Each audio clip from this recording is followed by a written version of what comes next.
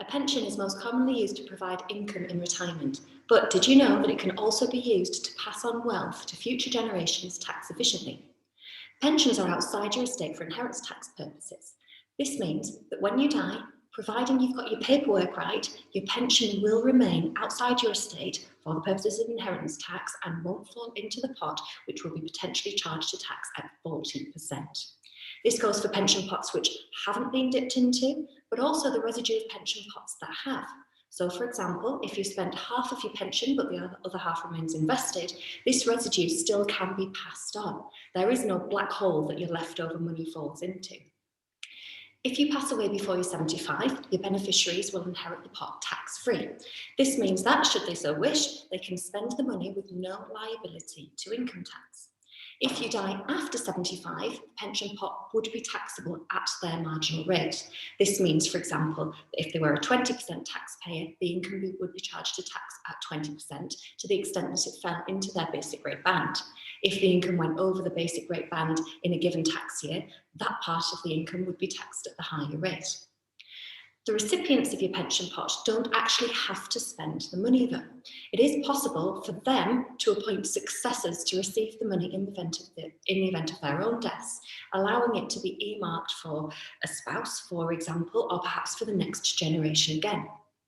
This means that a pension pot can actually be passed from generation to generation outside the estate for inheritance tax purposes. Now, this is a really useful tool for those with excess wealth that they want to pass on, but this is only if it's arranged correctly. And this is the important bit. So with a pension, you should complete a nomination form with the provider of that pension, which indicates who you would like the money to be left to on your death. The way in which you complete this form can be very important for the purposes of inheritance tax. As a side note, inheritance tax isn't an issue for everybody and only affects estates of a certain size. I have also done a video about the basics of inheritance tax, so have a look for it on our channel if you want to know more on this front. But if inheritance tax is a concern, care needs to be taken when completing a nomination form. Firstly, the form must state who you'd like the money to be left to in the event of your death. And this can change if your wishes change, but you would need to complete a new form if so.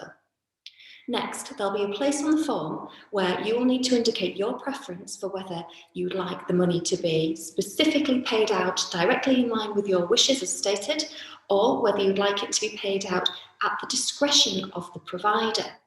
The former option is legally binding, whereas the latter one isn't, although the provider would still take your wishes into account.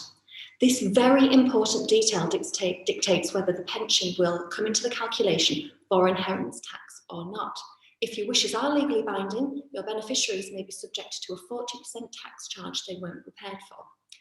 So, as you can see, it's worthwhile giving some thought to whether your pensions should be viewed as a mechanism for leaving a legacy, as well as simply a fund for your retirement.